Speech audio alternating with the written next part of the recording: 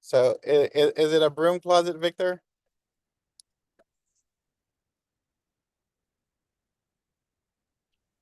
Sorry, I was muted. No, it's not quite a broom closet. There's some wiggle room for a mop or Not quite. Okay. No, so when we moved to Wilshire Center, All right. we anticipated the move over to Oppenheimer, so I rat holed a bunch of stuff. So my storeroom has like an 80-inch TV, executive furniture, height adjustable desk, and stuff like that. Wow. Cool. All right. So let's jump back in here. So we talked a lot about getting ready for requirements this morning, different ways that you can gather requirements. And for this afternoon, we're actually going to talk more about starting the project and what are the different tools that we need to do that. And some of the ideas here are going to be repetitive, so we're just going to go through it quickly. But some are net new stuff, so we'll spend more time with those as we go through them. So for schedule management considerations, we talked about the iterative scheduling with backlog and the beauty of having, those time boxes so that you can focus on what is the work that needs to happen within that time box. And so does anyone remember what a typical iteration length is in terms of weeks?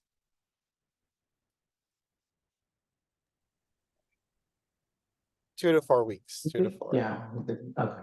Yeah, 2 to 4. Yep. So an iterative scheduled backlog, simply put, is you look at your entire product backlog, right? This is everything that you need to accomplish. And then you figure out, okay, what can we deliver within that, time box, be it 2 weeks, 3 weeks, or 4 weeks. And then you put all your energy just on that. And it delivers the value early on and incrementally. And as you're going through each iteration, you can quickly pivot if needed. So that's one of the cool things about being able to use this iterative method. So now this is hard to read. Let me see if I can make it bigger. So basically what you want to do is to prioritize. Well, let me try the slideshow here. It's not working real well. Must be my internet here. Let me try it again. Ian, did you give this slide deck? I don't see it in the classroom. I only see the first half. Yeah, I'm also checking the same thing. I don't see it.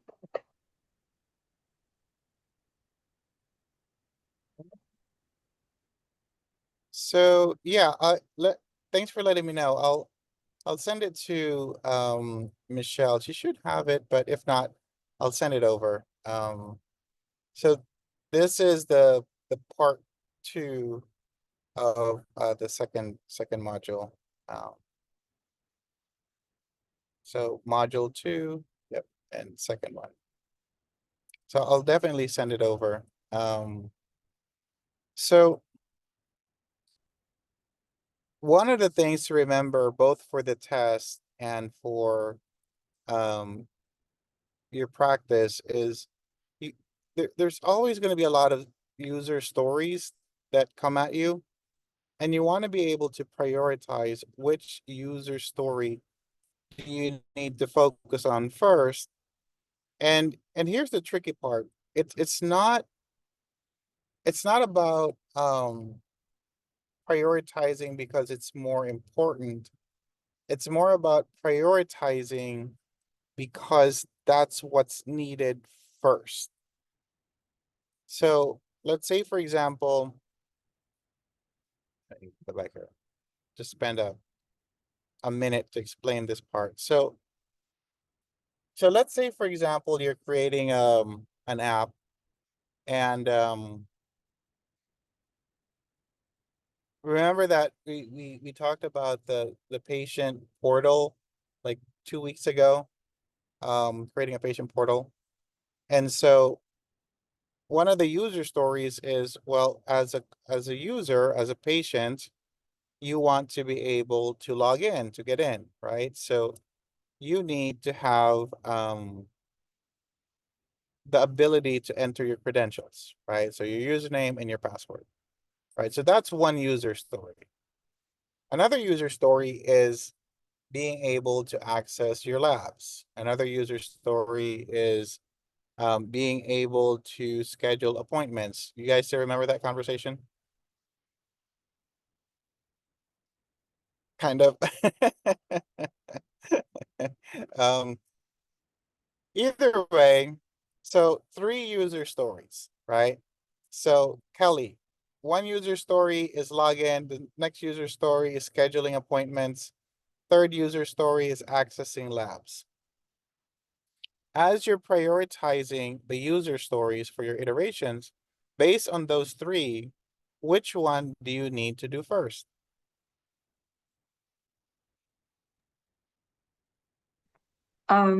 Wait, which Kelly are you speaking to? There's two Let's of us. go with Kelly, Landa, Okay, well, let's Farah. see. Wait, can you repeat that? So it was logging in one of the user stories? Yeah, so logging in, accessing labs, scheduling an appointment. Oh, logging in would be the So if priority. you're creating a patient portal, right, but and you need that not because it's the most important thing, right? But it's the first thing that you need to do to be able to get to the other components of this application. Does that make sense?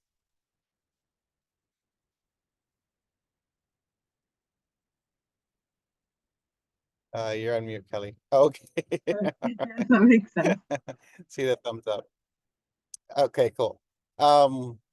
This is very important to note because the prioritization is not based on what is the most important, but the prioritization is based on what you need to do first.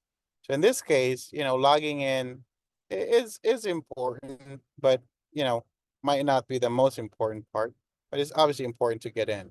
But without the login, then you can't get to all of the other features. So you prioritize the user story by which needs to go first, and not necessarily what's the most important story uh, in your backlog. So remember that differentiation for the test. All right.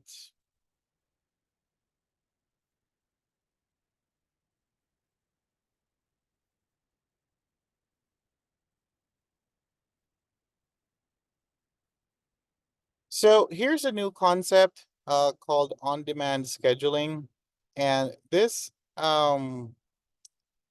is a bit hard. And to be honest with you, I've used this maybe twice.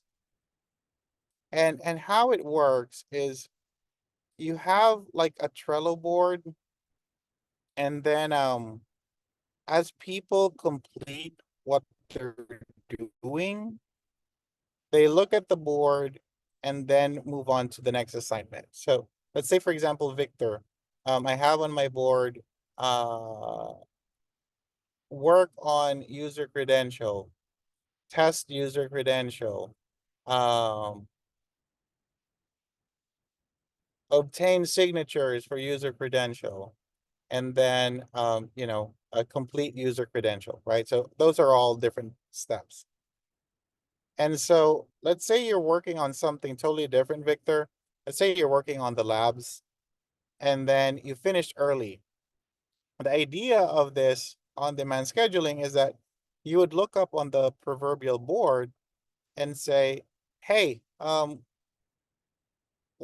what can I help you guys with on the credentialing side?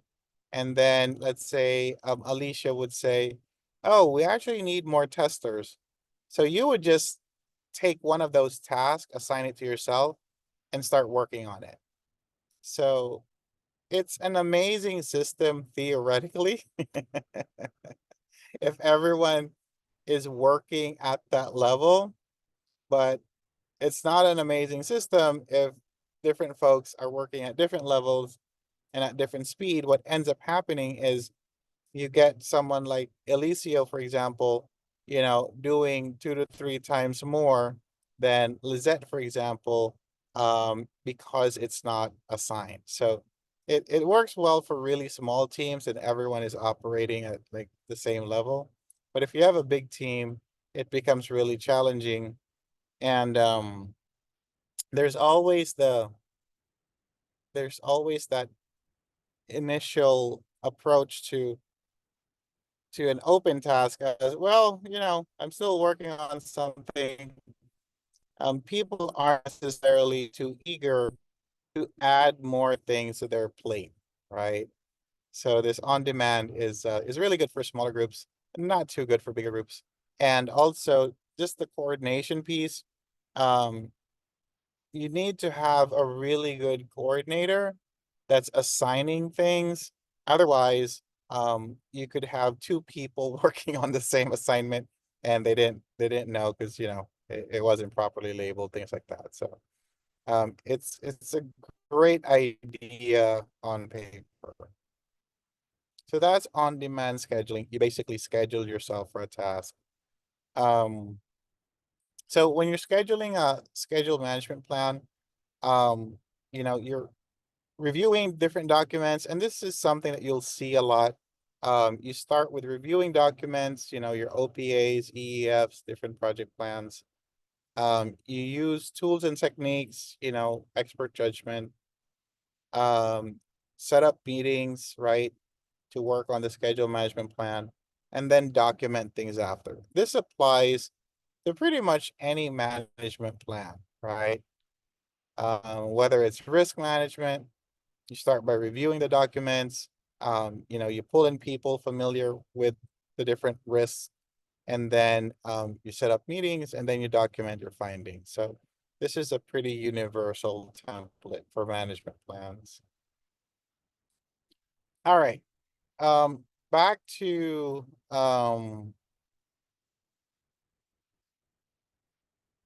definitions. So project activity, a distinct scheduled portion of work performed during a project. Nothing more to really add to that. An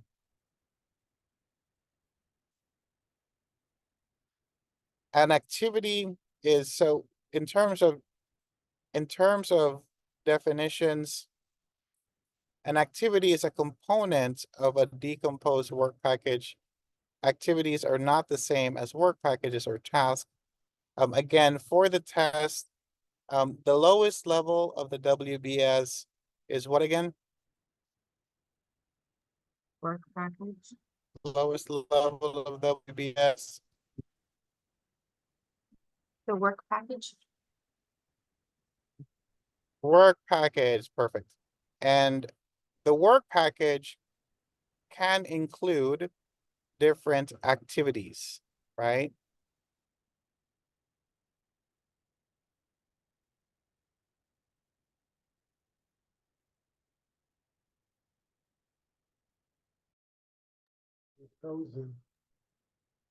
It's frozen.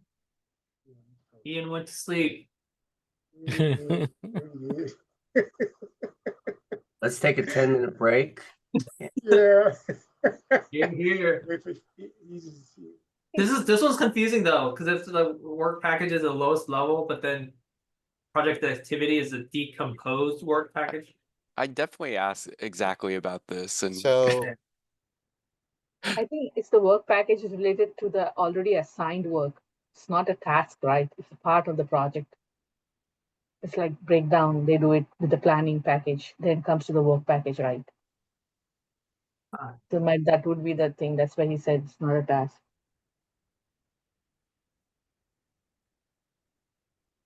Task. Activities is different, work package is different. That's what it says. So, work packages is the lowest level, but under the work package, you can have different activities.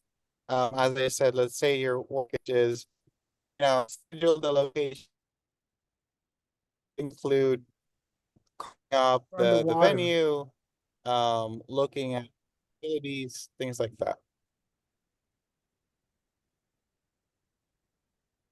And task, oh, sorry. Can you hear me now?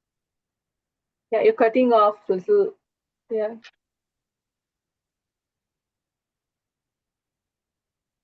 Sorry, my Wi-Fi is acting up.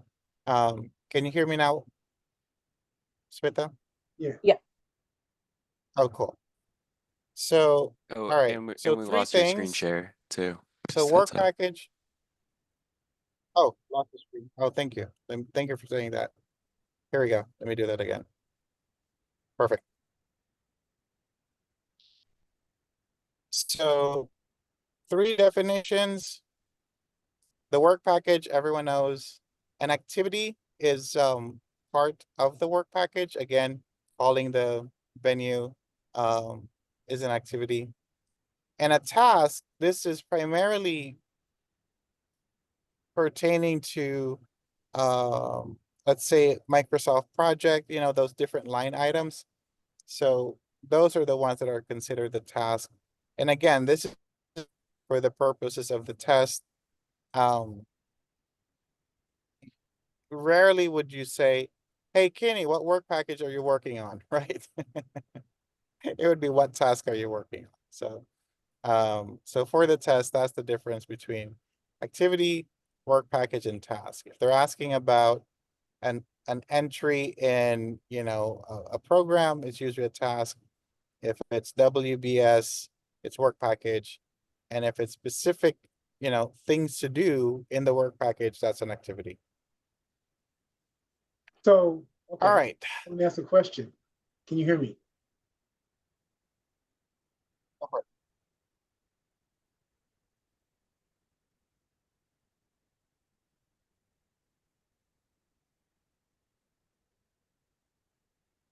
Ian? Okay. Yep. Can you hear me? Yes. Okay. So the work package is the lower level, the last level, correct?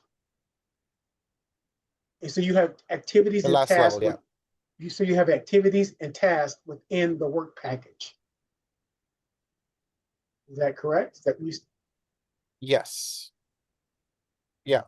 So using the So it's the example lowest level. Go ahead, sorry.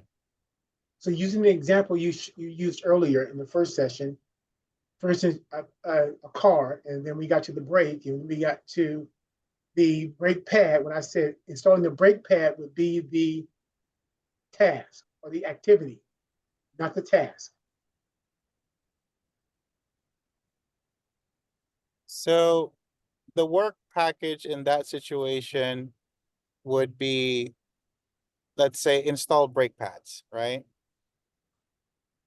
Okay. So the activity could include get brake pads from the warehouse, bring brake pads back, attach, screws to the brake pad, attach, brake pad to the rotor, things like that. So So what? Okay. So what but is attaching the so brake those pad are to the like rotor? the step by step. Okay. So that would be an activity, because those are the step by step, right? These are the step by steps underneath it. A work package would be, it's usually tied to a deliverable. So the work package would be, attached to brake pads, right? So deliverable would be, um, you know, now you have an attached brake pad. The step by step of, using a screwdriver to put in the 4 screws. So you wouldn't go to that level in terms of tracking, but you would have it as activities that you would follow, but not necessarily. So you, the technician, but not necessarily the project manager. So another way to think about it is this something that's reportable, right? If it's too small to be reported, then that's usually just under the activity. So for example, a project manager wouldn't ask you, hey, Kenny, did you actually put in all 4 screws, right? They wouldn't go to that level. They would just say, are the brake pads attached? O- Okay, and then So which what's a task? Sorry, didn't mean to interrupt. so a task, for the purposes of the task. So this is an entry into either a software, like a Microsoft project. So that's how they differentiate it. So if you're in a program and you're entering the lines, so those are considered tasks for the test again. Oh, okay. Yeah. And So so that's how in the example that Kenny mentioned, like installing brake pads, what would a task be? Yep. With that example? Yeah, so the task would be obtaining brake pads from warehouse, disassembling or putting, not disassembling, but assembling all of the screws needed, getting the screwdriver, attaching screws to the brake pad, tightening the screws. So all of those are activities that you would do. Think of activities more as like step by step items. So step by step things that you need to do. So the task would be I hope that install the helps. brake pad. Exactly. Yep. Nailed it. Thank you. Awesome. Another way to think about it is a task would be make a sandwich. Activities would be get the bread, get the meat, get the mustard, and all that. So cool. Thank you guys for asking those questions, because again, I want to make sure that, especially the terms that you don't use day to day, that we get to really review them so that when it comes up in the test, it'll be very familiar. All right. The next one is the feature. So a feature is requirements really that allows a user to satisfy a business objective or need. So going back to the patient portal example that we had, one of the features is the ability to put in your credentials, right? Username and password. So that's a feature, credentials. And once you complete that, well, what is the business need for credentials to identify that it's you, right? So that when you log in, you're looking at your information. That's number one. And number two, the password is to ensure that only you can get into your information. So that's a feature. And we talked about user stories, right? The role, the goal, and the benefit. A group of user stories is called an epic. Don't ask me why. The folks that put together the Agile Manifesto said, hey, what do we call a group of user stories? I don't know, a group of user stories? No, let's call it an epic. So epic it is. So that's the term. When you hear the word epic, it's a collection of user stories.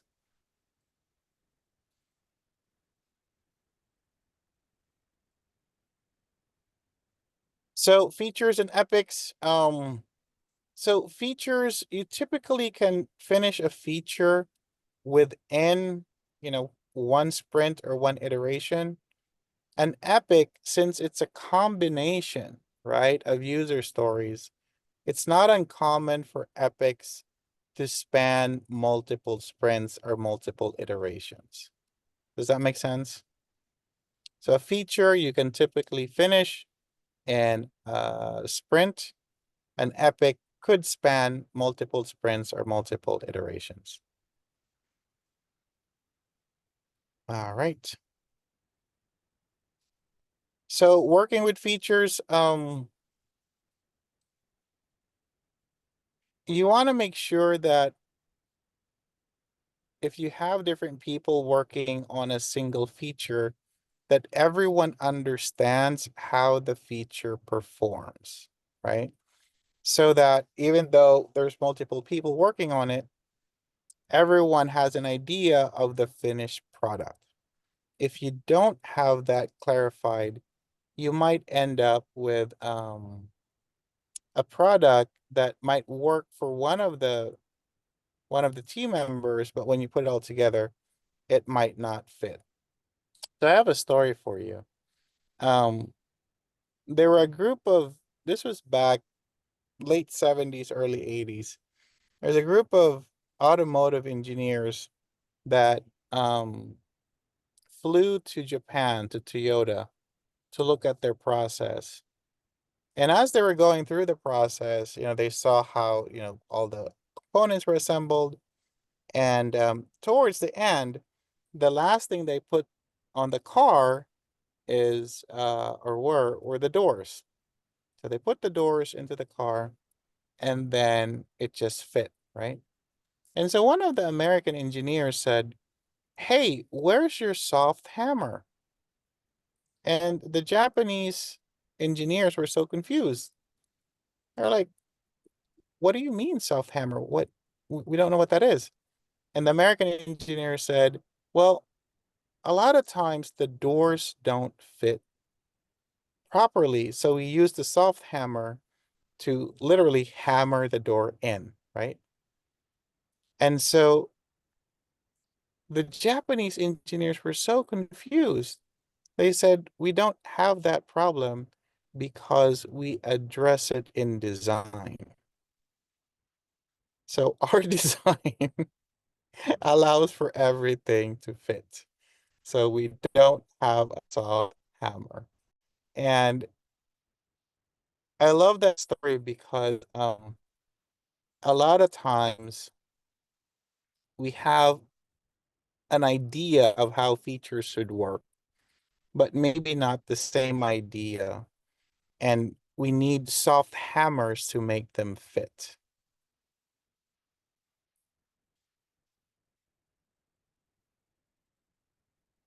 Wait, can you guys still hear me?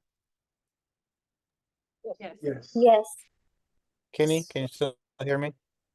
Oh, Yes. okay, cool. Yes. It was saying trying to connect. I'm like, what? So it's very important that everyone understands the features, how it's supposed to work, so that you don't end up with soft hammers. You don't end up with workarounds. You don't end up with having to manipulate, massage, or do the last minute workarounds before you go live. So this is um one of those stories that I love to think about when I'm running big projects. I try to ask the team, do we have soft hammers? Are there things that we're not really paying attention to, but we just figured, oh, we'll figure it out later. Kelly? Sorry, that was an accident. Oh, no worries. No worries. You press the soft hammer. Um, so it's really amazing. I highly recommend for your project management practice to really study Kaizen, to really study how the Japanese approaches a continuous process improvement. It's truly an art form how they approach it. Um, Tidbit is not going to be on the test, but did you guys know that all of their Kaizen approach, continuous process improvement, plan, do, check, act. Did you know that it was an American that brought that to Japan? Edward Deming. He he tried to teach it here to GM and those guys, and no one was really that interested in it. And so he took his ideas, his thoughts, and took it to Japan. And Toyota and those guys, they embraced it wholeheartedly. So this level of excellence that the Japanese have, that we're all trying to aspire to in terms of, Ford, GM, and whatnot, actually came from us, and we're just trying to catch up with the teachings that we said no to. I think it's like right after World War II. So fascinating how that story came about. So, all right. Another term for the test, milestones. So, we use this in everyday language. We hit a milestone, right? A significant point. And so you want to have enough milestones so that the team can see progress. You can stop, you can celebrate. But you don't want to have too many milestones that it then waters down the significance of having one, right? So, um, you want to have enough. I try not to have more than 10 milestones in a project so that people actually, celebrate it once we hit it. And this is also a great stopping point to do lessons learned, right? What went well as we got to this milestone? What could we have done better? And anything that we can change as we move into the next milestone. So a significant point or event in a project, program, or portfolio. All right. So, okay, for the test, milestones have zero duration. Milestones have zero duration because they represent, a significant point, but not necessarily a task in and of itself. So once you complete something, right, that's your milestone. But the milestone in and of itself, and this is also true in MS Project, the duration of a milestone is always zero. So the tasks have durations, but the actual milestone, think of it as a marker, like a checkered flag. We've accomplished it. We hit this certain point. That's what it means. So for the test, milestones have zero duration. All right. Any questions about that with the milestone before we proceed? Does it make sense why milestones have zero duration? All the durations are linked to the task, not necessarily the milestone. So Yeah, it's kind of like you can say, oh, go ahead, Chris. I was gonna say it's kind of like a checkpoint, right? Yeah, exactly. Yep, it's a checkpoint. It's it's something that we've achieved, right? So let's say we completed, so let's say your project has 4 phases and you completed phase 1, and it's a really cool milestone. Um, but that stopping point in and of itself doesn't have a duration. All right. Estimating project activities. So when you look at a project, you first start out with what are the different milestones that we need to do.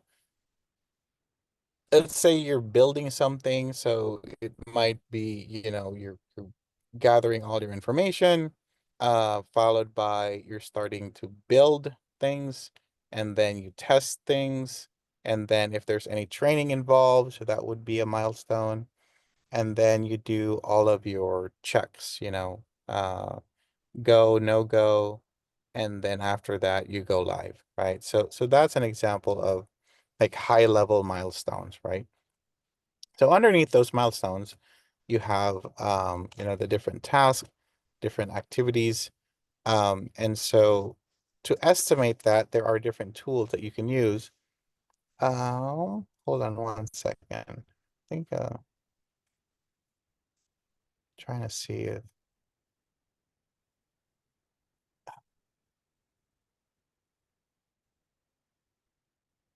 it was one of these guys that had, we mentioned it before. It was do you guys remember the bottom up, parametric, and analogous estimating techniques?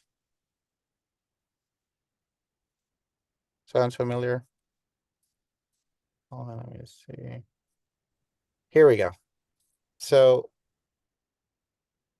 once we get to this slide, I'll explain the different estimating techniques. So at 47, let me go back up.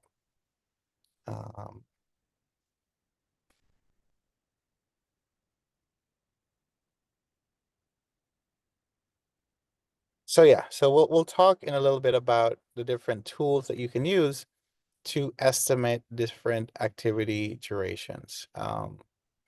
So different terms here to remember. Elapsed time is the actual calendar time required for an activity from start to finish. So if let's say that you started a task, an activity, let's say Friday, and you finished on Monday, elapsed time would say it's 4 days. But in reality, right, you didn't work Saturday and Sunday. Let's just say, normal work day, Monday through Friday.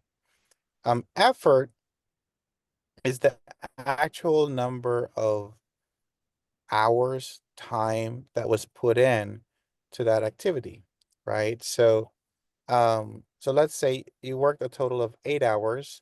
Let's say 4 hours on Friday and 4 hours on Monday. So that's your effort.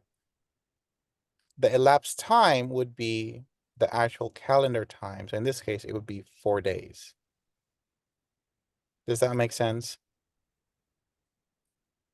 So elapsed time is the actual calendar time, and effort is the actual hours of effort that was put into the task. So if you started something on Friday, you finished on Monday, elapsed time is 4 days. But if you only work 4 hours on Friday and 4 hours on Monday, then the effort is 8 hours. All right. So these are things you need to consider when you're estimating activity durations. Look at historical data. Ask other folks that have done this. Oh, how long does it usually take to spin up a new server? Look at resource calendar availability. The task could take 8 hours, but maybe you have a resource that can only work on it 2 hours a day. So that's going to affect the duration of the activity. Right. Schedule presentation formats. So there are different ways to look at the schedule. Is everyone familiar with a Gantt chart? Have you heard that term, Gantt chart? So here's an example down here. So here's an example of a Gantt chart.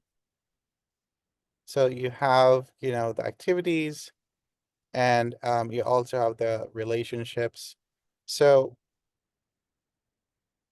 I think we have a separate, oh, here we go. So Gantt chart is just a list of activities. So the first column is the name of the activities. And then across you have the different weeks or months, right? And then you have the bar that represents the duration of each task.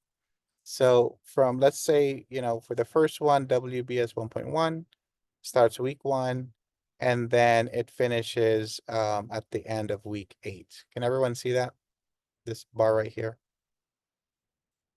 Okay. And usually there's a line in the middle, or not in the middle, a line that cuts through all of the tasks, and that's usually the today date. So you can see, where we are in terms of the work that's been completed and the work that is yet to be done. So for the test, you need to be familiar too with the different relationships.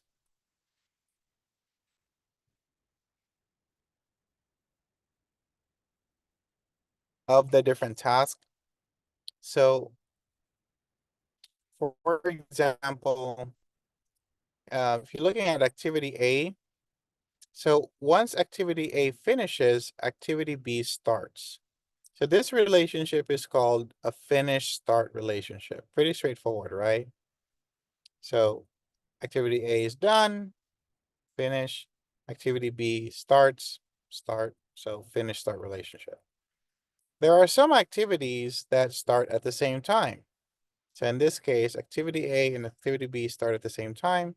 So that relationship is called start to start. And there are activities that I don't really care when they start. I just need to know that they both finish at the same time. So that relationship is called finish-finish relationship.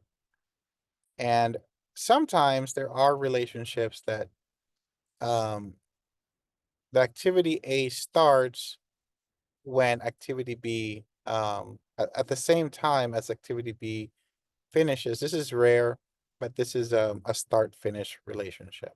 So the most common one is the finish-start relationship. You finish one, you go to the next one. And the second most common is the start to start.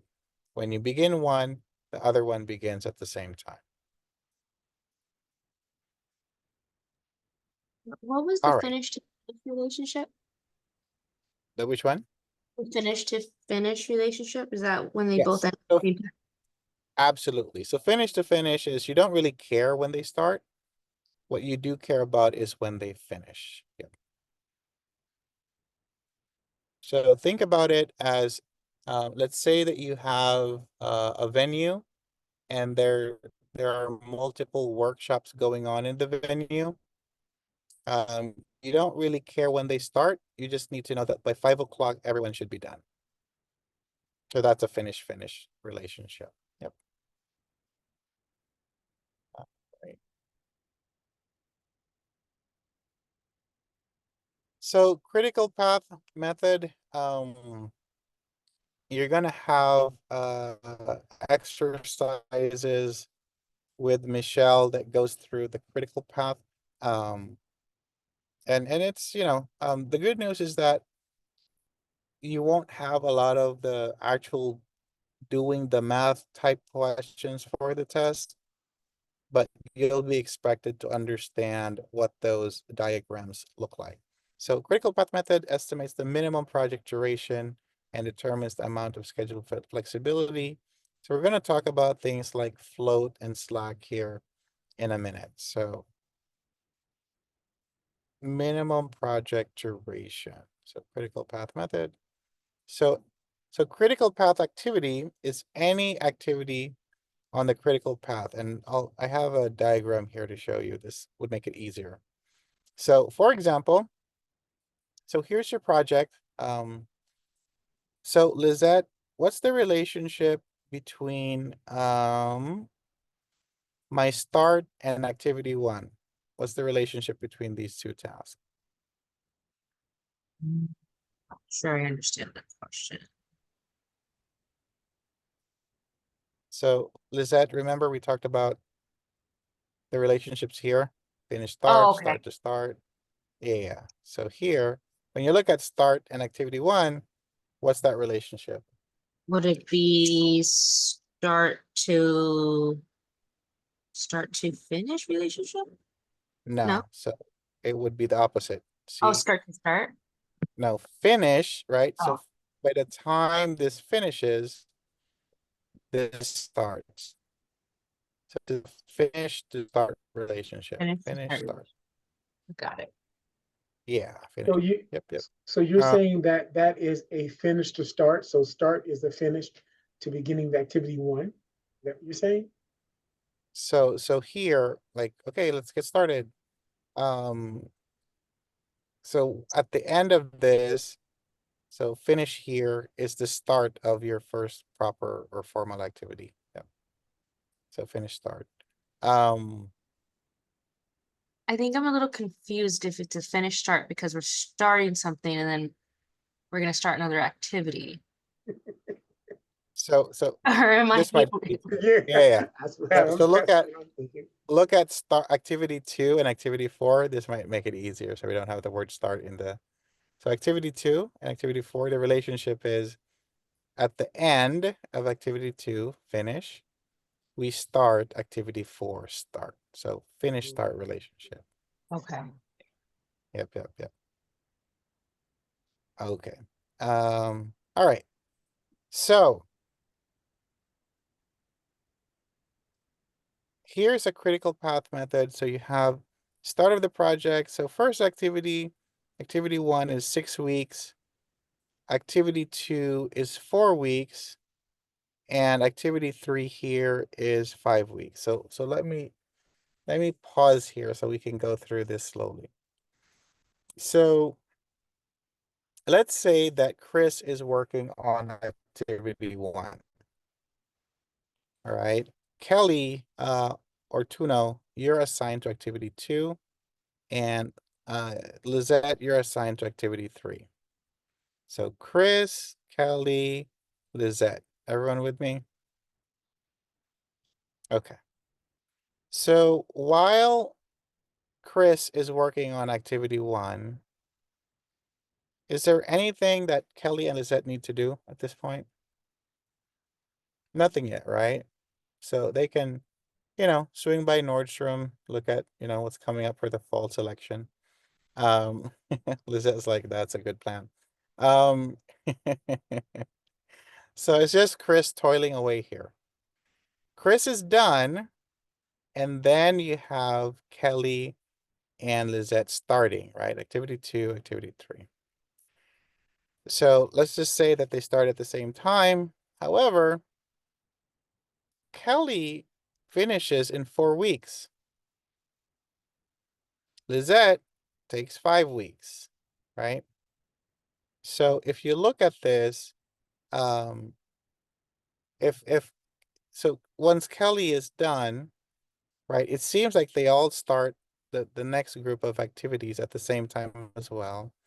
So Kelly can wait around for a week, right? While waiting for Lizette to finish her 5 weeks. Does that run with me? So, Kelly's done 4 weeks. She's, like, all right, I'm done. And Lizette's like, wait. I have 1 more week to go, right? So since we're both going to start the next activity at the same time, Kelly has to sit around for about a week. That sit around time waiting for Kelly is also known as slack. That's your slack time. That's the extra amount of Question. time that Kelly has, right? Why does she have to why is she waiting around? Because she's done. So couldn't activity 4 get started? Per this type of diagram, no, because they're both kind of starting at the same time. But if that's not the case, let's say that we don't need both of them to finish at the same time and to start at the same time, then absolutely. But in this example, they're they're kind of in parallel. Um, that's why they're waiting. So that's why there's like a slack here. But let's say that what Kelly is doing, let's say she's working on, dashboard number 1 and Lizette's working on dashboard number 2. They're not related whatsoever. They're part of the same project, but there's no correlation whatsoever. They can do their own thing. Then absolutely, Kelly can just, she's done with activity 2, and let's say Kelly's also assigned to activity 4. So she can easily jump into it. But for this example, they're waiting before they both get to the next phase, which is activity 4 and activity 5. So that 1 week of waiting around is called slack. Also called float, because that's the time that you can, wait. So, That was going to be my question, the difference between slack and float. So it sounds like it's the same thing. so here we go. So float, there's different types of float. So there's the total float, which is the amount of time a scheduled activity can be delayed without interrupting the total end time. And free float is just in terms of like one activity to another. So if we looked at here, there's 1 week here. So this would be called 1 week free float. But if we added up all the floats, like here, there's another week here. This one's 3, this one's 4. There's 2 weeks of float there. I think that's it. So the total float for this diagram would be 1 week here and another week there. So 2 weeks. Is everyone with me? So I just added up all the, slack time, all the float. So that's the total float. The free float is when you're looking at one activity to the next. So here in this case, my free float is 1 week. So free float, going back to my definitions, think of free float as the amount of time that you have to play with from one activity to the next. Total float is the amount of time that you can play with your Slack for the entire project. So the total float, free float, and Slack is just more of a generic term for anything that any amount of time, any allowance, any leeway that you have. So the more technical one would be your float. All right. Who asked the question? Was that you, Chris? That was me, Ed. Oh, Ed, thank you for the lead in. That was a perfect lead in to the next slide. So cool. So agile release planning. So we talked about the different releases. We talked about how underneath a release, there's different iterations. That's part of your release plan. And within the iterations, you have the different features. And within the features, you have the different tasks assigned to it. So if you're, let me make this bigger. If you're, let's just spend some time on this one. Here, let me make this bigger. Apologize. It's hard to read. Hold on. Let me just do this. Let me just copy this.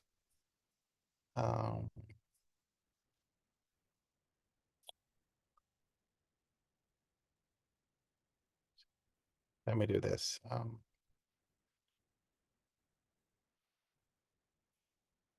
Here, just so it's bigger for today. All right, can you see the screen now? Okay. Yes. We'll spend the next 2 minutes on this because this is such a powerful slide that has so many things in it. So the product vision, it starts there. Like, what is it that you want to create or build in the future, right? So that's your vision. So the vision drives your roadmap. Okay. What is it that we are going to do? So for example, you're thinking about building, 4-story building. So your roadmap would be, build, 4 different stories. And your roadmap then drives your release plans. So think of your release plans of release 1 would be floor number 1, release 2, floor number 2, release 3, floor number 3.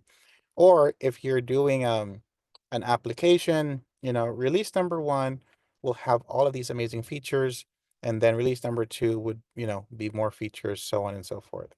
So within each release, right?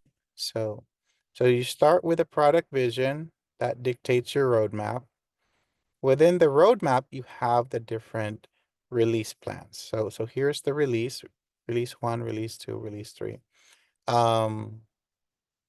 What we can actually do, so think about, remember, let's just stick with that patient app, patient portal app, right? So release 1, let's say we will have a scheduling feature, right? So that's release 1.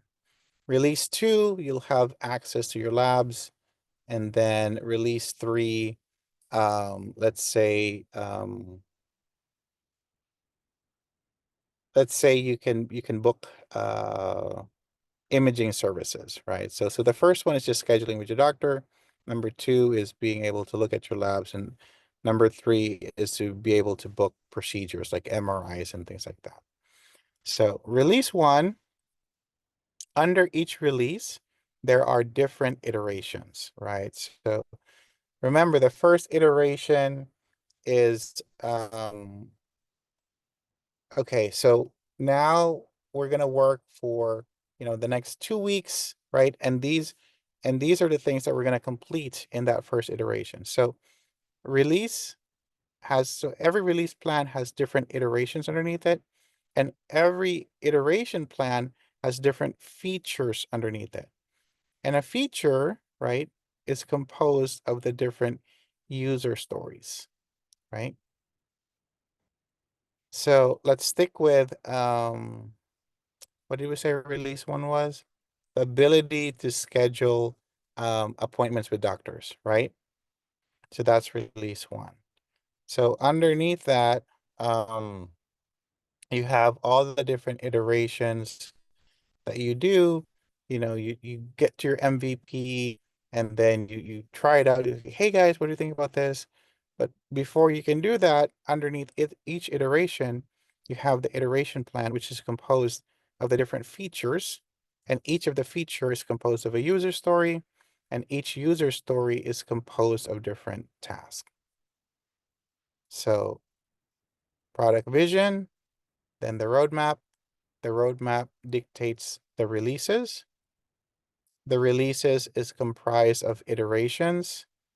Your iterations are comprised of features, and your features are comprised of user stories, which are then comprised of tasks. So there's probably 3 to 4 questions here that you'll get on the test. So this is a great slide to have handy for your review. Okay, thanks, Jeffrey. Thanks, Lana. And with this, So, hello. Can you hear me? yeah, I can hear you. Would these be called Yeah. epics then? Would Is these it be called, what was it? an epic since there's different stories, or Oh, look at that. Look at that. Someone's paying attention. Yes, ma'am. So the group of those features that you highlighted would be called an epic. Yep. Okay. Kelly or Tuno. thank you. Yes, sorry, what is this called again? Agile something? I think it's on the previous slide. Oh, an agile release planning. Yep, sorry, let me just delete this one. So agile release planning. So Okay, that would be this one. Yep. thank you. Yeah. So, all right. So before we go on a quick break, I'd love to, I'll stop sharing here, and let's see if we can do a quick exercise. And you guys tell me, okay, so, and just raise your hand or shout it out. So this is the beginning of any project, any agile plan. This is the absolute beginning. So this is the product, starts with a V. Vision, Jasmine, that's correct. Product vision. So the product vision helps dictate, starts with an R. Roadmap. Roadmap. Thanks, Monica. Once you have the roadmap, now you can think about, starts with another R, Release plans. release plan, releases. Yeah, release plans, that works. Within each release plan, you have different, starts with an I, Relations. iterations. That's correct. That's correct. Right. All right. Within each iteration, you have, starts with an F. Features. Features, right? And within each feature, you have different User stories. user stories. And a group of user stories is called Epic. Epic. And within each user story, you have, Task. starts with a P, Oh. task. There you go. You guys nailed it. Awesome. With that, you earned your 10-minute break. Uh, thank you guys. I know it's hard on a Friday afternoon, but thanks for responding. So cool. Let's reconvene 3:16 and we'll do our final stretch.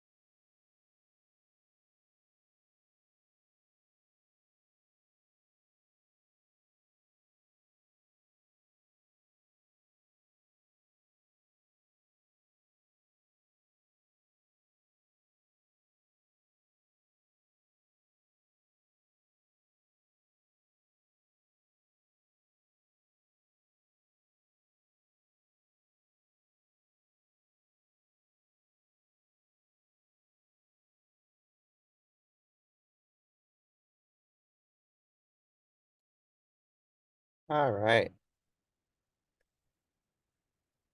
Last stretch, guys. Almost there. Almost there. Hey, is anyone going to the All-In Summit at UCLA? Have you guys heard of this? It's September 7 to 9. It's are you guys familiar with the All-In podcast with Chamath and those guys? It's yeah, if they're pretty big in the podcast scene. And Chamath was one of the early um programmers with Mark Zuckerberg at Facebook. So um I got a text message from my friend that's like coming in from Chicago to attend the event. And I'm like, wait, what? They're gonna be here? Um, Always the last to know. All right.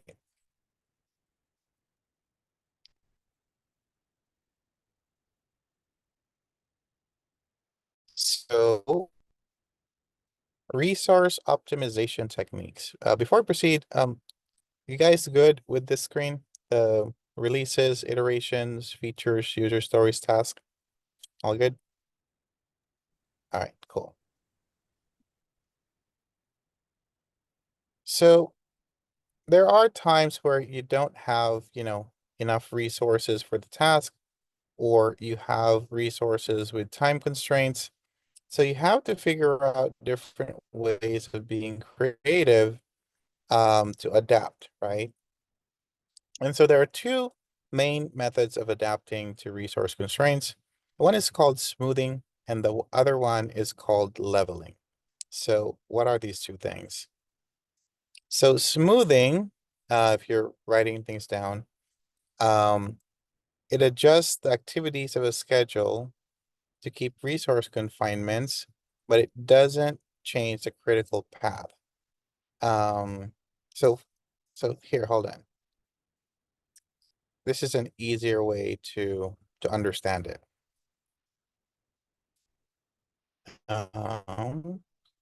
What's that called? Smoothing. Okay. So resource smoothing. So as you can see here, week 2, I have, activities that are like, I don't know, maybe 50 hours. So there's way more activities that need to be completed in week 2. And what can we do to fix this, right? So let's say this is you, Sweta, and I don't want you to be working 50 hours on week 2. So what can I do, right? So as the name implies, you smoothen things out by moving some of that workload, if possible, from week 2 to week 4. So then it goes from, 50 hours here and about, I don't know, let's say that's 15 hours there. You kind of move tasks around so you have a nice smooth 40 hours here for week 2, 3, and 4. So notice that we didn't have to extend past week 4, right? So let's say, you know, um, these are 4 Fridays, week 1 Friday, week 2 Friday, week 3 Friday, week 4 Friday.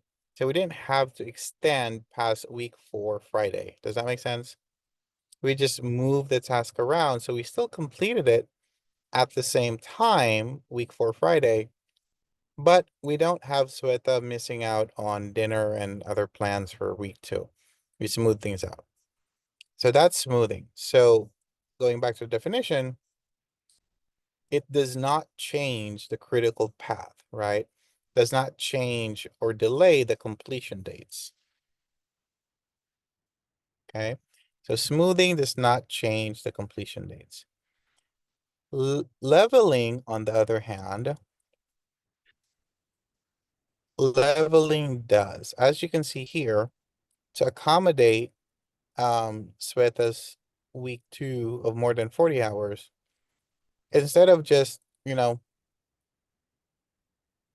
moving this down and smoothing things out, we added an extra week. So leveling, adds an extra week. And if you look at the definition, adjust the start and finish date based on resource constraint. So this obviously will change your critical path because we're changing the timelines. So I think the easiest way to remember this is smoothing S, smoothing sticks with a timeline.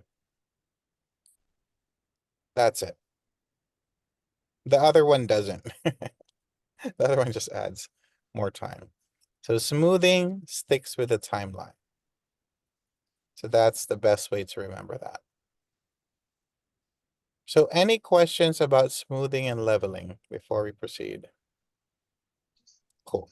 Awesome. Real quick, Ian, so regards to smoothing, it doesn't extend the timeline because we have those 4 weeks, right? To accomplish said all those tasks.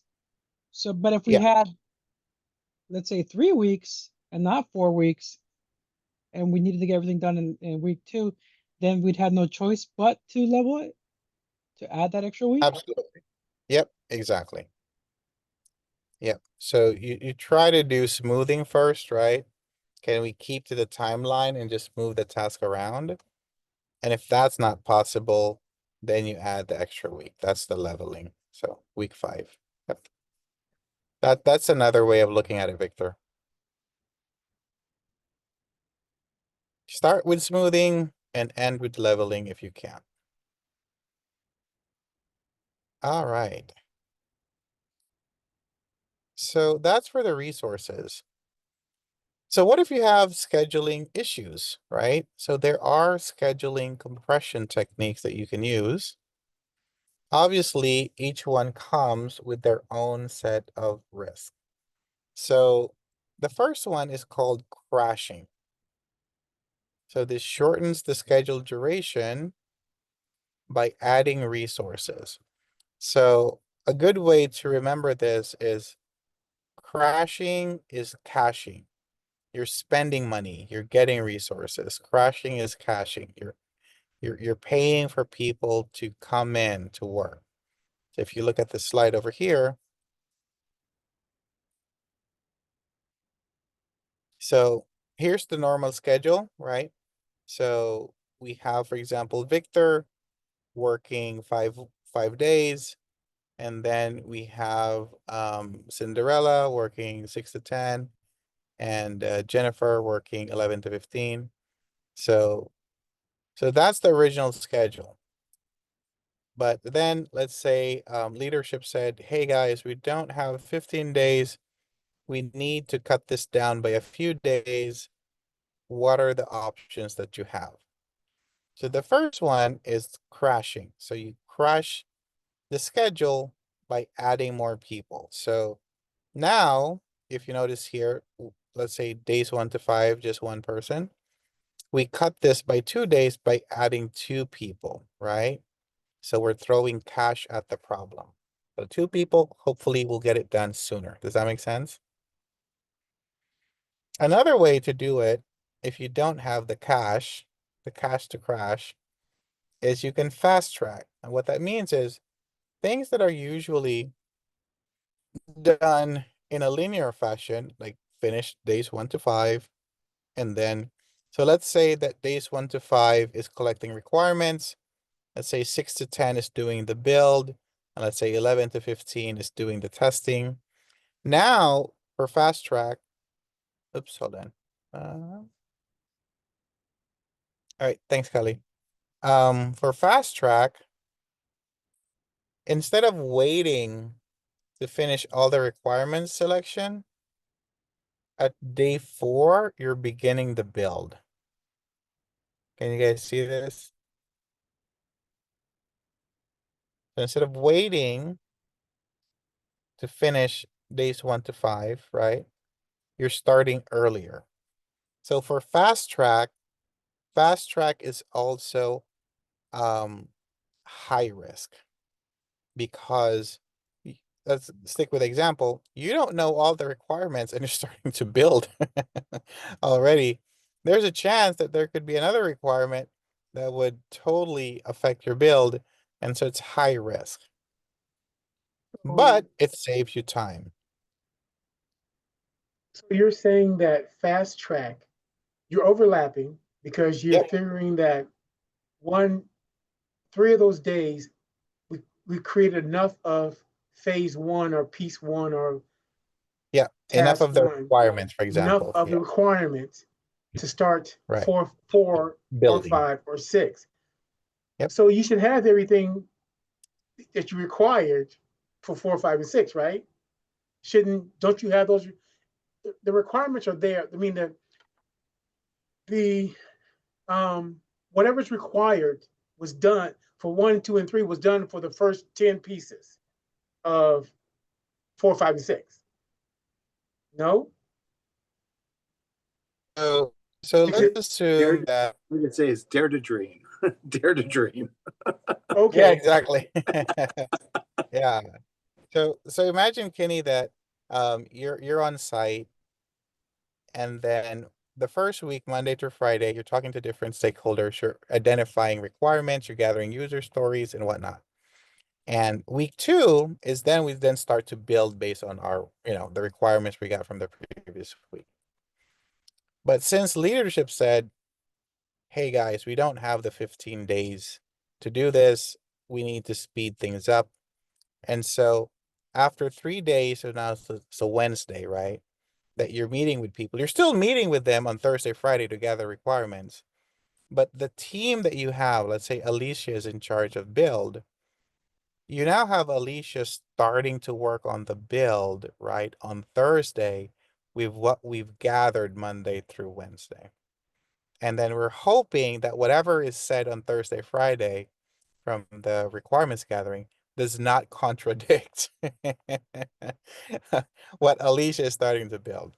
So fast tracking is very risky because you're building before you know all the requirements.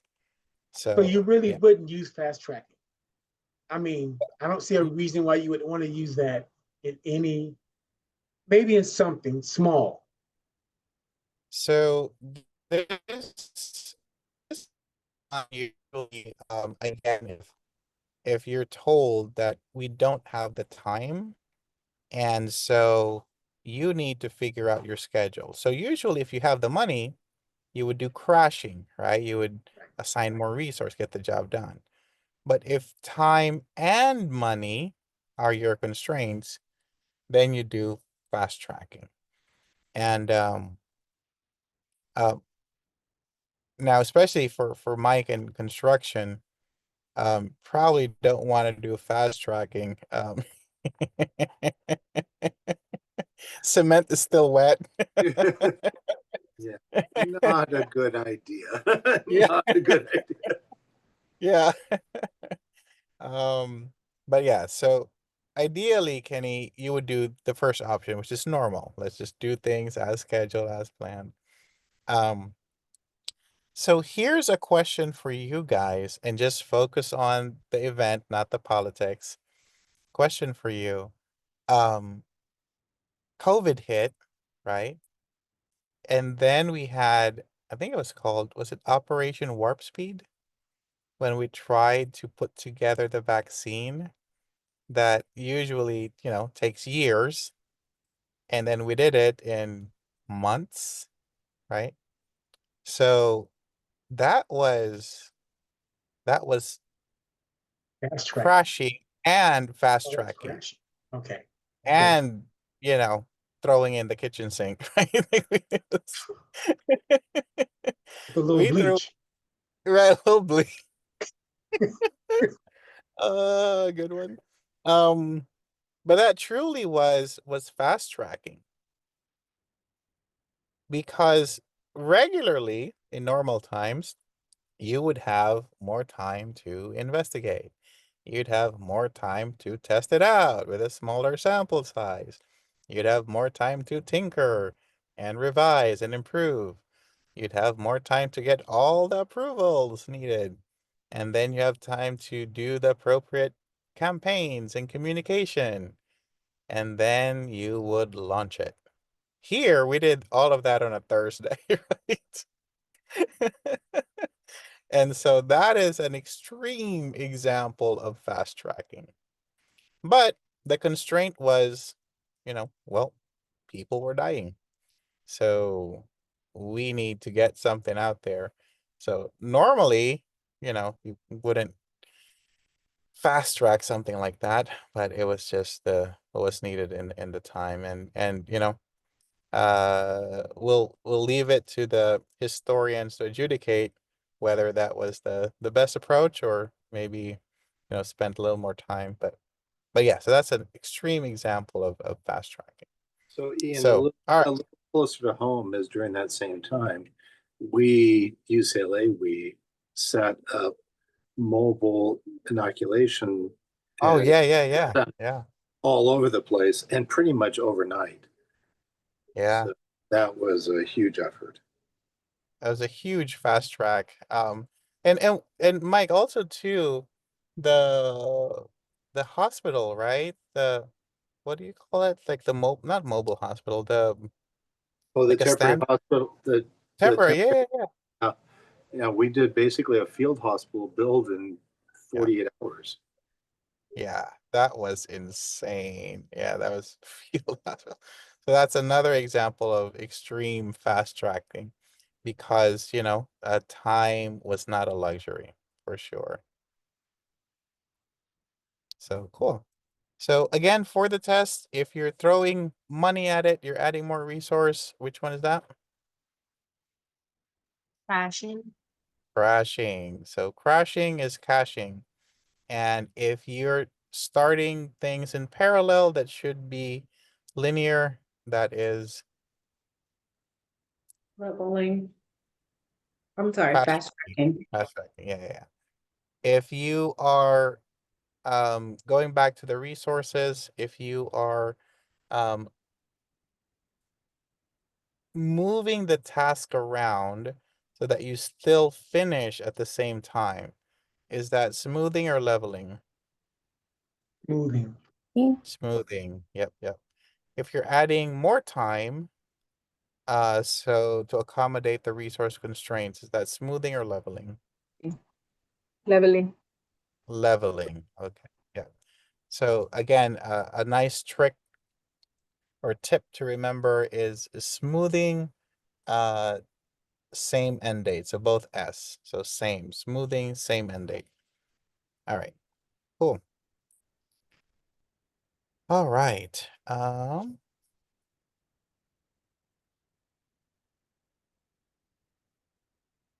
So let's review some terminologies around projects, program, and portfolio. So the overarching above everything is called a portfolio, right? That's your overall. Think about it. Underneath your portfolio, you have programs. And underneath programs, you have projects. So for the test, the difference between a portfolio and a program is that a program is a group of related projects. The keyword is related. So let's say you have the heart and vascular programs. Underneath that, you might have, cath lab, you might have cardiac rehab, you might have everything related to heart and vascular, right? So programs, grouping of related projects. Portfolio could be related projects, could actually include programs, or could be projects that are not related, but they still serve the strategic goals of the organization. So an easy way to remember it is related projects, programs. That's it. Everything else is is part of the portfolio. So projects, the lowest level, move up. A group of related projects is called a Sweta, group of related projects. Programs. Programs. And the one above that, Lisette? Portfolio. Portfolio. Yep. And your portfolio is driven more by the strategic goals. So it could be, can have different programs underneath the portfolio, could have different projects, but it's driven by the strategic goals. So with that in mind, I hope that the term program manager and portfolio manager makes a little bit more sense, right? So program manager deals with projects that are all related, right? So this is so you're focusing either as a field, a specialty, related outcomes, and a portfolio is much higher, and you can have projects that are not necessarily related. So let's say that your portfolio is everything ambulatory, right? So all the projects related to orthopedic, you might have an orthopedic program manager, right? So that program managers all projects related to orthopedic, eventually rolls up to that program manager. And then you might have, a program manager for, let's say, oncology, right? So all the projects related to oncology rolls up to the oncology program manager. But, not but, and all of those programs, ortho, oncology, neuro, they all roll up to the portfolio manager, right? So obviously the ortho and oncology are not related, but they all rolled up to the portfolio because what was the portfolio manager in charge of? Both non, uh, like both program manager as well as like not related one also, I think. So we said the portfolio manager was in charge of anything that was outpatient, right? So anything outpatient. So these are all outpatient. So that's how they're all connected. So programs, no, projects, programs, and then portfolio, if you're looking at it from a hierarchy. All right. Sorry. Okay, moving on to managing budgets and resources. We talked about baseline. So does anyone remember our definition for baseline? This is what version? Starts with an A. Approved version. Yep, it's approved. So your baseline is the latest approved version. So the cost baseline would be the latest approved cost, right? So the latest approved budget that you have. We'll talk about management reserves later. Let's see here. Oh, estimating techniques. Do you guys remember the analogous, parametric, bottom up that we talked about from, I think it was the first meeting? And we can jump into that right now. So here we go. So Kenny, for example, let's say that you're a real estate guy and you're in charge of, oh, I don't know, Ventura County. That's your area. And I say, hey, Kenny, how much is a 3-bed, 2-bath in your area? And what would you say? High. Expensive. Okay. So roughly how much? Roughly how much is it? 1 million. 1 million. 1 million. Okay, 1.2 million. Yes, okay. 1.2. Sweta, you're in charge, you're a real estate broker, and let's say you're in, oh, I don't know, let's say somewhere in South Dakota. What would you say? Just take a guess. 3-bed, 2 baths. I would say less expensive, maybe 500. 500, 500. Okay. And Tell you in Houston, you can get a brand new one. Okay. Exactly. 3 bedroom, 3 bath, like 3,600 square foot for like 250K. all right. So Alicia, 250K. So what you all just did is called analogous estimating. It's a high level, right? You're just basing it off of historical data. It's so if I buy a house, a 3-bed, 2-bath in Alicia's neighborhood, it might not be that exact number, but it's within the ballpark, right? So I have an idea. Um, that sounds really good right about now, Alicia, just so you know. Good Lord, California prices. I don't think they teach home ownership to the next generation anymore. I mean that they deleted it from the dictionary. In California for sure. In California, yeah. Um, I tell my kids, dream high. Soon you'll be able to afford to rent. Uh, good Lord. It's yeah, that's a different Oprah for a different day. But yes, it's so with those prices, you have an idea, right? So if let's say your budget is 700,000, and I could look at Sweta in North South Dakota, I believe, and I can also look at Alicia in was it Houston or Austin? What did you say, Alicia? Houston. Houston. So I can look at Houston, but I won't eat. I won't even bother Kenny, right? I won't even bother him in Ventura County. I'm like, all right, that is way above my pay grade, my price range. Okay, so so that's analogous. You're just looking at historical data. Parametric is a little bit more accurate, and this is where you're looking at, let's say, square footage, and and how much square footage did you say, Alicia? 3,600. 3,600. So if I were to look at 7,200, roughly how much would that be? You Just broke up. based off of the information you.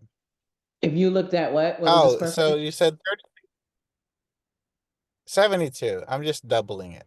Yeah, wow, So brand I'm looking at, new with land, you're probably gonna be at that 7,500, your price range, 750,000. Yeah, okay. brand new. So what you did there is you just looked at your existing number, and since I doubled my square footage, you pretty much doubled what you had for the Yeah, initial. And applying that math is called parametric. So you just extrapolated from your initial information. That's what parametric means. In the same way that, let's say, for example, it takes me 1 day to paint one wall, how many days would it take to paint 4 walls? we're saying 4. 4 days, right? So you have a data point and you're using math to get the answer. So it's much more accurate than analogous, but as in all things in life, not everything is pretty straightforward. So it's a little bit better, but not completely accurate. Bottom up, on the other hand, this is where, let's say, okay, so I really want to be close to Alicia. The prices look nice and it's a new neighborhood, new schools, all that. So now I'm gonna go in and say, okay, I found my neighborhood. Now let's take a look at um the specs, right? So what kind of kitchen, what kind of countertop, are you going to be putting in Viking in your appliances and all of that. So now you're adding things from the bottom up. So you're just adding up everything, right? To come up with an estimate of how much this 3-bed, 2-bath house would be in Houston, Texas. So that is obviously the most accurate. But you don't want to start there, right? So you want to start first with analogous, like roughly, where can I fit in with my budget? So you don't want to start with, well, I'm thinking of, getting Viking and I'm thinking about granite countertops. Like, no, no, no. You start first with roughly where would my budget fit in, right? So that's the difference between the three. But I don't want you to think that one is better than the other. There are different use cases for each one, right? And so you pick an estimating tool that you need for for that specific uh, task or for that specific problem. So same thing, for example, if you're a community hospital and you're looking at an electronic medical record, and so then you go around and ask like, hey, Allscripts, how much is it for, my 200-bed hospital? And Allscripts might say, oh, for you, I could probably do, let's say, 50 million, right? And then you go to Cerner or Oracle Health, and they would probably say, oh, maybe 100 million. And then you go to Epic, and then they say, you're too small. No, I'm kidding. They'll probably say 300 million, right? So that will give you enough of an idea as to which one to pursue, right? So in that case, analogous is perfect. You don't want to go to, the three vendors with all of your dashboards and flow charts. Like it is too early, too early. So after so I can't afford Epic, and then you go back to Oracle and say, hey, any chance we can get this to below 100? And if Oracle says, no, maybe 110, but definitely not lower than 100. And so now you're left with Allscripts, right? So that's how you can pursue and get more details as to, okay, how much would it really cost if we're doing it with these number of specialties, so on and so forth. So there's a time and place to use each and every one of them. Same thing with, um, let's say, for example, you're building out new clinics, and you know that, let's say 10 clinics is about, I don't know, let's just say $1 billion. And so if you need 20 clinics, you can just do the math. So you need 2 billion, right? So that's where parametric would be a nice tool for that. So cool. So those are your estimating techniques. And we talked about the pros and cons of each one. Any questions? Cool. All right. So you guys have heard the phrase, just give me a rough order of magnitude for estimates, right? Let's give me a rough order. So rough order of magnitude is about, 25 to 75% accurate, right? So it's a really huge swing, right? And a definitive estimate is about 5 to 10% off. So if someone gives you a definitive estimate for, let's say, $100 million, then you can expect it to be, anywhere from 105 to 110, right? But if it's just super rough, then $100 million might be 75 to 175. So just a wild swing. But again, you need rough order of magnitude to just give you an idea, right? Like how much would this be roughly? Um, so all estimate types are needed for different phases. All right. So we talked about the different estimate types. Um, Here we're going to talk a little bit about project governance and also why it's important when you're looking at, budgets and also when you're estimating things, because at the end of the day, if you're short on time, short on money, um, short on resources, then you'll probably need someone to help you out. And this is your change control board. This could be your project sponsor, and this could be, depending on how big of an ask it is, it might roll up to your executive team, which is part of your project governance. So for the governance team, you want to make sure that you report any big deviations, usually more than 10%,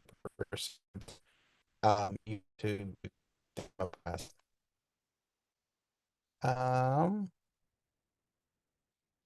In terms of compliance, government regulations, corporate by. So these are your internal and external compliance, especially for healthcare. There are so many areas that we need to comply with, from the government, and also federal, state, local, and also other entities like Medicare. And also within, for example, UCLA, we have a lot of policies and procedures that we need to comply with. And so being familiar with that is very important, so that you stay within compliance. Lessons learned register, we talked about this already. For the test, you want to make sure that you complete, you do your lessons learned, not just at the end of the project, but as you hit significant milestones, significant, the phases or gates. So you want to do lessons learned throughout the project. All right. Estimating cost. So the first thing you want to do is to look at um, what what are what are some of the projects that are similar to this? Again, the analogous that we talked about, to give you an idea, right, of the cost. You want to get as much information as you can up front, and then you talk to people that have worked with it before, either team members, project team members, vendors, suppliers, and then that will help you estimate, the cost of your project, depending on your scope, of course, and then you come up with your best guess, right? And that would include, your resources, um, and everything that you need for this project to be successful. Now, um, and we have 5 more minutes here. I'll ask my last question to Mike. Um, so Mike, we're talking about estimating costs here. For the big construction projects we're in, you're getting materials from, different parts of the world. Um, how do you factor in, like changes in sometimes, governments where there could be turmoil and the prices might go up. Like, how do you guys do that on that scale? I have done other projects besides construction, so. Oh yeah, true, very true, very true. So some of the very large construction projects that I've done in my past would be years of construction. And we would place orders with large manufacturers or even countries to buy some of the raw materials. And then we'd buy futures against it. So you kind of buy it on two fronts. So if your particular distribution avenue failed, the futures that you bought on the market would allow you to take whatever money you've earned on it and source it from a different location or different company. So for these really large things like building dams or infrastructures for entire cities, you have multiple distribution channels of getting your particular raw materials that you need. It cannot be just one, as there are so many things that happen. Certain countries that you might get from, they have unionized labor that can go on strikes. You have distribution channels that might not get to you if the roads or shipping channels or trains or whatever aren't running or have weather problems or whatever. They might have their own raw material shortages where they can't produce their particular products. And when you're doing these really, really large multi-billion-dollar type projects, any day you're having people on site without materials for them to work with, you're costing just an enormous amount of money. So you have multiple ways that you can get those materials in to keep your construction moving. And making sure that you have contingency plans against it is part of your sourcing division's job when you're running these really large projects. Now, if you're doing smaller projects, sometimes you just place the order and get the things delivered before you break ground and you just store it. That's also done. But for these really large ones where you're just getting stuff in constantly for 4 or 5 years, you need to have those channels open for the entire time. So when you say futures, Mike, is that like you're locking in a price, or what does that mean when you Yeah, say you buy? you would lock in a price with like multiple sources on the futures Mm, market. So you mm. would pre-buy, but that pre-buy was not with a company, it was on the futures market. So you have multiple vendors you can buy it from. Wow. Wow. So that would be a group within your project team that would handle those things on those really large projects. It's your sourcing team. Wow. That is a lot. So yes, so thanks, Mike. And I love the constructions examples because it always takes it to the nth degree. It's just my goodness. Thankfully our projects in healthcare, we don't need to go to a futures market for stuff. A futures market for servers. Like we don't, we're pretty lucky that our projects are a smaller scale. But So I didn't mention it, but the other side is if where you're receiving the products from, if you're heavily unionized, if you're doing a project someplace, you mm, can't just receive goods in. You have to have, proper journeymen or unionized people receive them in and check those goods. And you could have trucks at a queue waiting to come in. And if your right people aren't there, you cannot bring those materials in. If you do, and you then gone against the union, they shut your entire job down. So those type of stagings and making sure you're in good with your unions are also really important.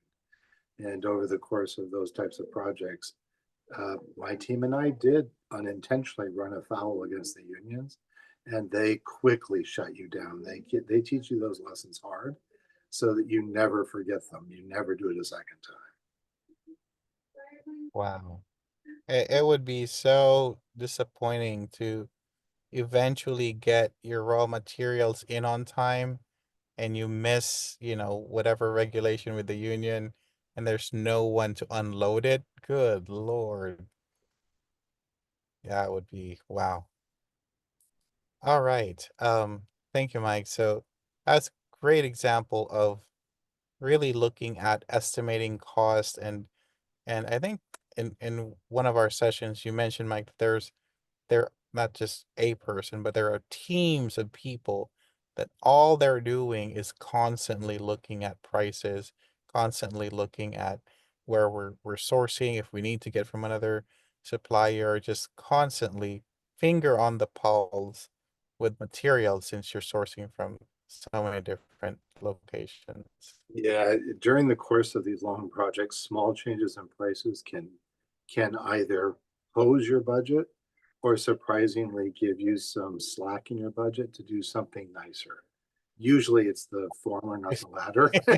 But then you have to cut something late. You might have the budget or Wow. plan to do some beautiful art piece in the middle of, a quad Nice. or something, and that would have to be rethought as you got further along. But yeah, there's constant teams of people doing that on those large projects. Wow. So there you go. Alicia, I could have my 3-bed, 2-bath with a Picasso, because I had extra funding. Probably more expensive than the actual house. Um, but yeah, thank you so much, Mike. And so we are at time, folks. thank you for participating in our exercises. I know that today was really hard with a lot of terms that were new that we had to, spend time powering through. So thank you for that. And as always, before we go, I'd like to get 3 shares from the team, things that you learned, any comments, feedback, and then we'll close it out.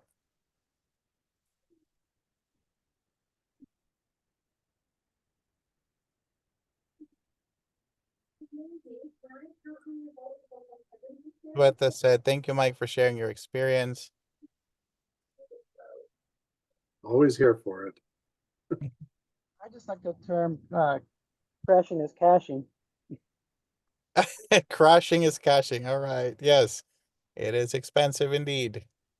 It is expensive indeed. All right. One more and we'll I close it like out. the resource smoothing and leveling. Smoothing and leveling. Yes, Yeah, yes. this was really good. Yep. Smoothing keeps the timeline. And last one. Oh, I'm gonna mess it up again. Lana? Lana, right? Lana. I'm gonna buy you a Starbucks every time I butcher it. So I owe you three cups of coffee now. So Lana, your turn.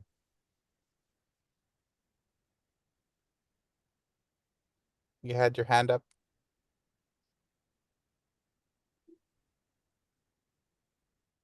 You're on mute. All right. I guess she walked away. But did we get 3? Is that 3 already? Oh, audio issues. Okay. So Lana, if you can drop in the chat what you wanted to say, and then we'll close it out.